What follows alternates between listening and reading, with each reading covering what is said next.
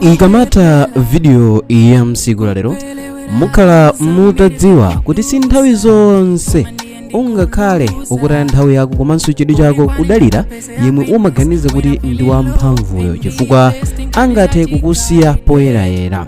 So nkhani yanga yonse ndiyokhuza dziko la Russia komanso dziko la America limene padakali pano pa ground akuoneka kuti akufuna ayambe kuchitira zinthu limodzi. So ndimafuna ndikambe kwambiri nkhani yokhuza Russia komanso ndikabungwe kaja kamene Russia lilimo, bungwe lija limene amalitchula kuti Brics, limene muli mayiko angapo ndithu kuphatikizapo dziko la kwathu kuno ku Africa. Tima muonesa kuti samamva chilichonse, saopa udindo wa munthu ndipo saopa position imene iwe uli kapita ndalama zimene uli.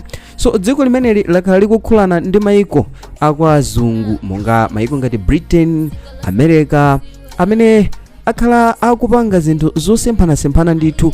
Yes, makapa momwe dziko la Russia limachitira ziganizo zawo, makapa nkhondo ndi limodzi lija la dziko limene likulimbana ndi dziko lija la Ukraine, imene Ukraine mukafufuza limaoneka kuti lilipo ubale kwambiri ndi dziko la America. So America yakhalanso ikudana ndi Russia chifukwa chona zoti nzawo amene amakondana naye imene ndi Ukraine akhala akumenyana ndi dziko limeneli la Russia. So pambali pa zonsezo dziko la Ukraine ndimene tikukamba limagwirizana ndi America, pamene Russia yakhala imodzi mwa mayiko amene amadesera kwambiri chifukwa ngakhale lero litakhala tifuna tifunse munthu angafotokoze kunena kuti dziko la Russia ndi limodzi mwa mayiko amene America samayionera kukondwa.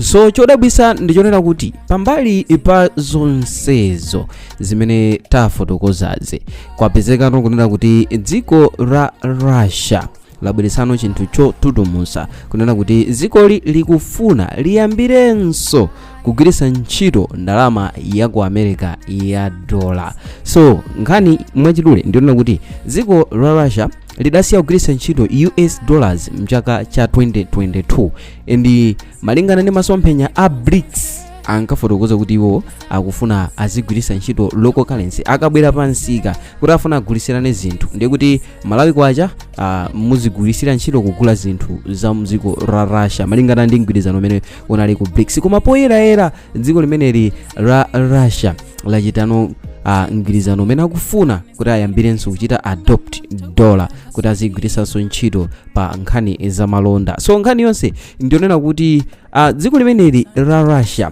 lachita propose move imeneyi yochita rejoining the dollar system kapena kuti kubwenzeresanso kuthekera kwawo pakapezekede ka ndalama ya dola mdziko lawo. So chimene chizichitika ndichonena kuti iwowa pa international trade ndi energy settlements azigwirisano ntchito ndalama ya dola, pamene kuchokera mchaka cha 2022 dziko lili magwiritsa ntchito ndalama ya mdziko lawo, pamene panopa akufunano abwerereno ku dola.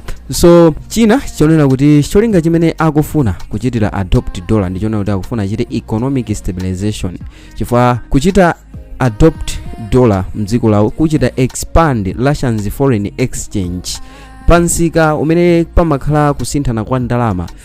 Nsika wawo udalowa pansi pamene adayamba kugwiritsa ntchito ndalama ya mdziko lawo ndi kuyichosa kapena kuchita ignore ndalama ya mdziko la America ya dollar. So atasinkhasinkha atakhala pansi nkuunikirana pezano kunena kuti kuchitanso adopt dollar zithandizirano kuti foreign currency exchange market ya mdziko limene la Russia ichitanso stabilize, nditi azikhalano ndi ndalama zakunja za maiko osiyanasiyana mothandizidwa ndi ndalama ya dollar imene akayichita adopt ipangisano kuti ndalama zakunja zizibweranso mdziko lawo. So zimene zizipangisa kunena kuti kagulidwe kawo kakatundu kakhaleno kukwera mosiyananapo ndi mbuyomu, ponena kuti maiko ochuluka pa dziko lonse lapansi anachita adopt dollar and akafuna kuchita nsika ogulisirana zinthu kandi katundu ndi china chiliyonse chimene amagulisirana anthu maiko ochuluka amagwiritsa ntchito ndalama ya dollar. So kuzichita ignore okha mu dollar aona kuti kudali kupusa kumene sakanatha kupindulanako. Chifukwa chake 2022 kufika mchaka chino cha 2026 sanakhale nthawi yayitali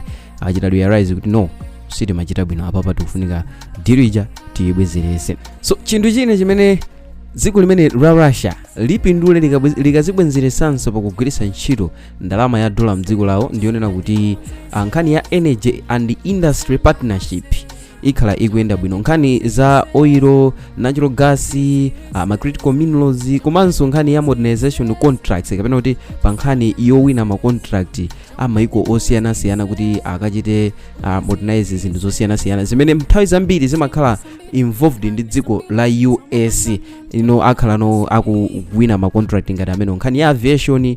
Yes, so zimene zizichitika chifukwa kuti US involvement ndimene izithandizira kapena kupezeka kwa US muzochitika zawo ndi kumene kuzithandizira kuti dziko limene liziwina ma contract amene pakatipa adasiyika kuchitika motero chifukwa dziko la America lidakhala likuyika ma sanctions osiyanasiyana kumene ku dziko la Russia zimene zimachitisa kuti ma contract ena amene ma engineer awo kumene ku dziko la Russia amakanika kuwawina chifukwa dziko la US lidayika ma sanctions chifukwa cha kukula mtima kumene adali nako pakatipa. So nkhani yochita adopt dollar ndi modzi mwa chanzeru chimene dziko la Russia laganiza kuti lichite. So kanthu kena kamene dziko limene la Russia lipindule mukuzibwenzeresa kwawo kuchita adopt ndalama ya dollar ndi nkhani yonena kuti market re-entry kapena kunena kuti ma companies amene nda mdziko la America, yes, amene adasiya kuchita mgwirizano ndi dziko la Russia akhalanso kuti abwerera ndi trade yawo pakati pa makampani amene ndi based in America komanso amene amayang'aniridwa ndi dziko la America akhalano akuzibwenzeresa pansika chifukwa mbuyomu chifukwa cha ma sanctions dziko limeneli la Russia lidalibenso kuthekera kuchita malonda ndi mayiko ndi makampani amene ndi yang'aniridwa kapena amene ali pansi pa dziko limeneli la America. So monga nakamba kale kunena kuti dziko limeneli la Russia lilinso mu mgwirizano umene amautchula kuti Brics umene muli dziko monga Brazil, Russia, India, China komanso South Africa. So Brics yo mukamuchita break kapena kuti mupanga abbreviation mayiko ake mayina ake amachokera pa Brics. So B is for Brazil, R for Russia, I for India, C for China and S for South Africa. So iwowa ndi limodzi mwa mamembala a Brics. So Brics zolinga zake ndizosiyana ndi zimene America nthawi zambiri imapanga implement. So 60% ya mayiko amene ali mu mgwirizano wa Brics malonda awo amawachita pogwiritsa ntchito local currency.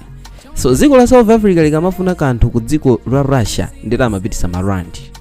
Dziko la China limapitisa Chinese yuan kuti akagulane katundu. Panalibenso kunena kuti tizibwera ndi $, akuti tigulisirani katundu ochokera ku Russia kupita ku China ndi kubweresapo dollar. So 60% ya mayiko amachita mgwirizano otero. So chiganizo chimene Russia ikuchita yochitanso adopt dollar zichita slowing de-dollarization momentum imene idali plani yofuna kutheseratu kufuna kwawo dollar pansika. Amafuna atheseretu kuti dollar ija asamayigwiritsenso ntchito. So mayiko amene ali mu Brics ankafunisisa kuti ndalama zawo zimene amazigwiritsa ntchito mu dziko lawolo zikhalenso zamphamvu pansika osati dollar zichita place. Komano Russia poyerayera yangozambatuka kufunano kubwereranso ku dollar. So zimenezi zichitano slowing down imene tayikamba kuti de-dollarization momentum imene cholinga kudali kupheratu mphamvu za ndalama ya dollar m'mayiko mwawo.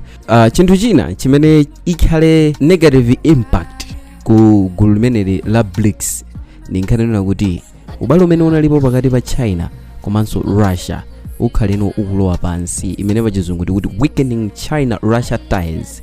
Nkhani ndiyonena kuti dziko la China linakwanisa kuchita dominate 82% ya ndalama ya Chinese yuan imene imakwanisano kuchita malonda ndi dziko la Russia pogwiritsa ntchito Chinese yuan. So ndalama yawo inafika ponena kuti inachita dominate for 82%.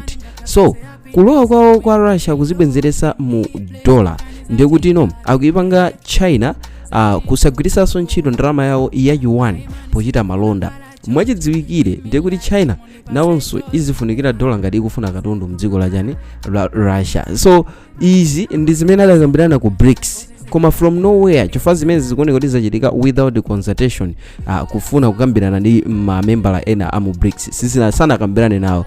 So zimenezi zichitisano kunena kuti mamembala amu Brics akhalenso pa pressure imene chosatira chake kukhaleno kusagwirizana chifukwa zidali zinthu zoti adasainirana ma documents awo kunena kuti yes apapa tiyeni ife tizigwiritsa ntchito chani tizigwiritsano ntchito ndalama zathu local currency dolanso tisamayigwiritse ntchito koma from nowhere member amenenso ni big member mu Brics. Chifukwa Russia ndi limodzi mwa maiko akuluakulu amene amayang'anira Brics nkuzitulutsamo kunena kuti yayi ifeyo tiyamba kuchita adopt dollar.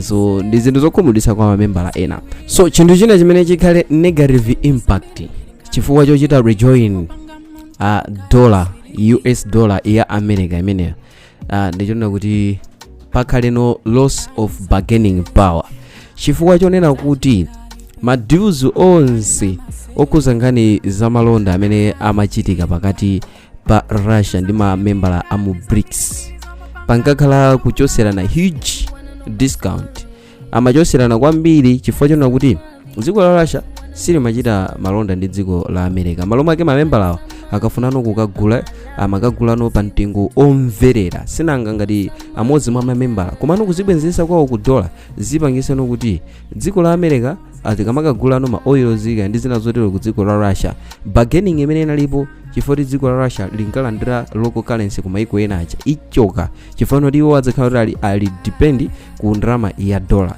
So akamachita depend ndalama ya dollar ndi maloko currencies aja ndi bansinso bargaining ija ikhalano kuti ili low akhalano kuti basi loss of bargaining power ikhala kuti yabwerapo pamenepo ndiye kuti chimene chichitike maiko ngati China komanso India is obvious asangalole kapena kuvomereza kumagulanso ma oils ndi zina zoteronso pa mtengo okwera malo mache zomwe zisatire ndikuthesedwa mwina kwa maubale amene analipo pakati pa mamembala amu Brics. So ndi impact yayikulu imene ikhalepo ndithu Russia ikapitirizano chiganizo chawo chofuna kuchita adopt ndalama ya dziko la America. So monga nakamba kale pachiyambi pa video paja kunena kuti sinthawi zonse tikuyenera kumayika chikhulupiriro komanso kudalira konse kwa amene timaganiza ngati kuti ndi anthu ndithu amphamvu zawo kaya ndalama zawo. Nthawi zina akafuna kutisiya amatisiya malere ndizija amafotokoza kuti chibwenzi cha nkhwangwa nchokoma pokwera koma anopotsitsa amachita choponya. So momwe ikuchitira dziko limene la Russia kumene kukunde ndi kuwapeperesa anzawo chifukwa chonena kuti anzawo analidalirano dziko la Russia pokhala limodzi limene ndi America samonelana kukondwa andi dziko la Russia takhatukulona likuyankhula ndithu mopanda mantha kususana ndi ziganizo za America pameneno maiko enawa amachita mobisalira sabwera pa forefront ngati mene imachitira dziko limene la Russia. So linali ngati nzati umene umagwira Brics kupangisa kuti Brics jano ikhale imodzi mwa magrupu amaiko amene ali ndi mphamvu kwambiri chifukwa cha kupezeka kwa dziko limene la Russia. So kudzichosa kwawo kuli ndithu ndi impact yayikulu. So ndimafuna ndidziwe komanso kumva maganizo anu kudzera mu comment section pa nkhani yokhuza Brics imene Russia ngati partner wankulu mu Brics amene akuzichosamo kufunanso kuzibwenzeresa kuzimene anazichosa. Tikafuna kugwiritsa ntchito mawu a Bible akuti pamenepo ali ngati galu yemwe wabwereranso ku masanzi ake.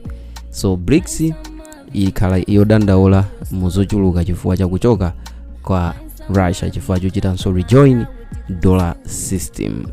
So through comment section ndi momwe ndingadziwire komanso kumva maganizo ainu pa nkhani imeneyo. So mu video mtsiku lero mudali ndine wanu wa nthawi zonse Mike Thompson. Ndipo ngati mwayikonda musaiwale kuchita like komanso subscribe kuti tithenso kumakupatsirani ena mwa ma videos amene timakonzerani pano pa Sam Marita YouTube channel. Bye.